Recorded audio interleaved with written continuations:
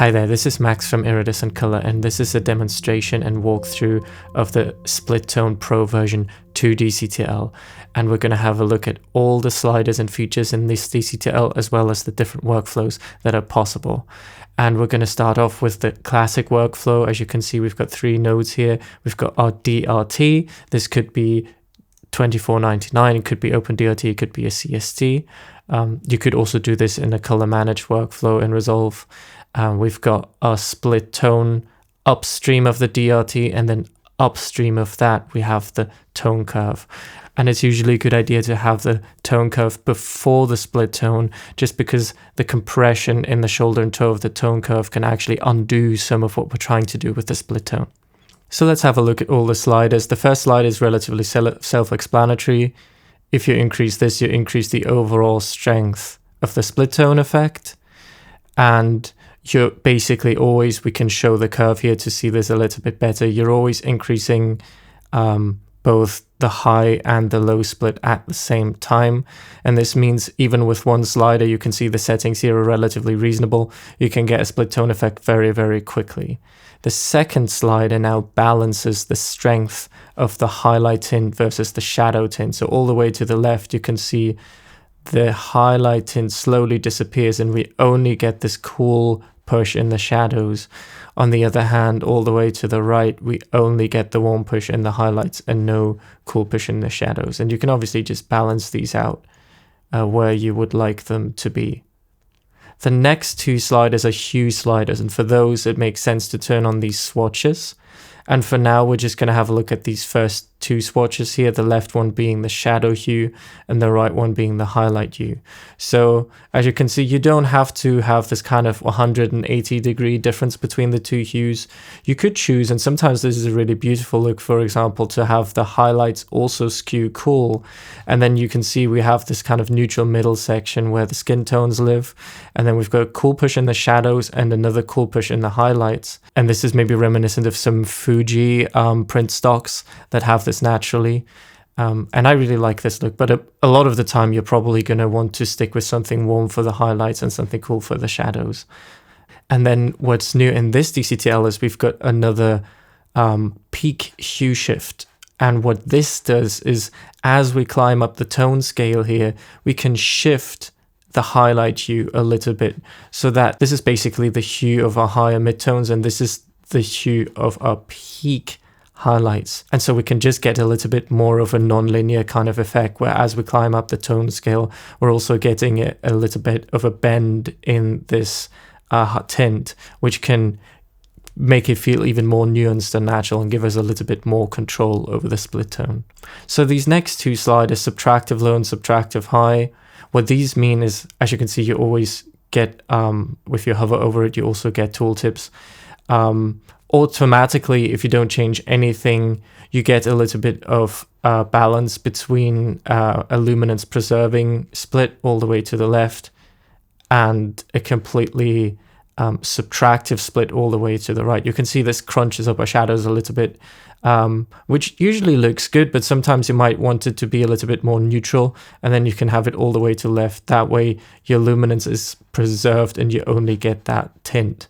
And the same is true for the highlights. This is set to all the way to subtractive, because most of the time this is going to look the best and it's going to make sure that your highlight roll-off isn't get messed with by the split tone. But you could turn it all the way to left and get a bit more of a neutral setting here as well. And now we've got these floor and peak sliders, and the way that these work, as you can see, if I turn this to the right, we open up the curve at the bottom. And if we turn it up to the left, we're increasing that neutral portion right at the bottom of the tone scale. And this can just help us if we want our blacks to stay a little bit more neutral. On the other hand, this can help us keep a stronger split even further down there. Although you need to keep in mind that you're working under a DRT. And I've demonstrated this before, but I can show this again. So as you can see, if we look at this on a gray ramp, you can see that in the floor this works quite fine, mostly because we have a little bit of a raised black point in our tone curve already. But on the other hand, if we do this up here with the peak, you can see in our split curve, we're really opening up that curve, and we can exaggerate that effect by increasing the strength. But you can see that we're not really opening up the top here, and that is because of what's happening in the DRT downstream of the split tone, and that's just something to keep in mind, and we'll come back to that in a second. As you can also see, if you go really strong when doing a split tone under a DRT, strange things like this can happen, and this is just something to be mindful of when doing your split tone scene referred. Now, the advantage of doing it scene referred obviously is that it makes it a little bit more straightforward when you have several deliverables in different color spaces. But for now, let's move on to these last couple of sliders that we have. Let's have a look at this test image here. We've got the mid-roll slider, and all the way to the left, I'm going to exaggerate the effect again so that we can see it a little bit better. This middle section where it's neutral is rather narrow, and as we increase the strength of this, you might be able to see it in the face. We get a bit of a wider neutral section, which will mean that skin tones in particular will be less affected by the split tone. Look at the shadows in her face here, like we see quite a bit of a cool push here, and if we move this all the way to the right, the skin tones stay intact for a little bit longer. And this is just what this mid-roll slider is doing. The next slider we have here is our pivot slider, and this one in this scene referred mode will move in stops relative to middle gray. So at this neutral position, you can see we're not really affecting middle gray because we're pivoting around middle gray, but we could also choose to pivot around anything from 1.5 stops below or 1.5 stops above middle gray. In that way, we can get a bit more of a cool push in the fill side of the face here. And that's just something you can play around with. Obviously, you usually don't want to move around exposure in middle gray, but sometimes it looks really good with a split tone to actually affect middle gray with a little bit of a cool push or a one push. And the last slider we have is the subtle slider, and I'm going to exaggerate the split tone here a little bit so that it's easier to see. As you can see, if we dial in a very strong split tone, it can muddy up these highly saturated colors a little bit, like the red, the saturated dark reds get really muddied up. And that might be what you want, or it might not be what you want. So like if you move this subtle slider to the right, you can see we're cleaning up highly saturated colors, and we're affecting mostly more neutral colors with our split tone while keeping these saturated colors cleaner. On the other hand, if we move this to the left, now we can get a really subtle split that's not at all present in neutrals and doesn't affect skin tones very strongly, but gets stronger as our colors become more saturated. And that way, it might be a little bit sneakier and it might be a little bit less obvious in things like skin tone. Okay, let's talk about this new display mode in this tool. So as I mentioned before, sometimes we run into this problem that if we do the split tone upstream of the DRT, that the DRT actually pushes these channels back together at the top and bottom, so that we can't really get this divergence at the top where we really tint the very brightest highlights with a split tone. And so the cleanest way to actually do this properly is to do our split tone after the DRT. And with this tool, if you choose one of the display gammas down here, this will activate the display mode, which means some of these sliders will behave slightly differently. And at first I'm going to show you just a gray ramp. And if I increase the strength here, you can see now we're really getting this divergence at the top where we're not going back to neutral, but we're really tinting our whites and we're getting this creative white point here.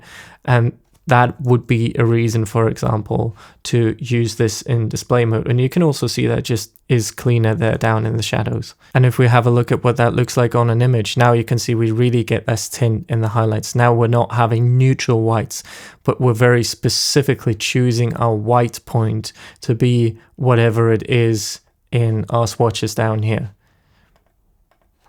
And that way we get these washes, especially in the whites, which on a picture like this, I think looks absolutely gorgeous.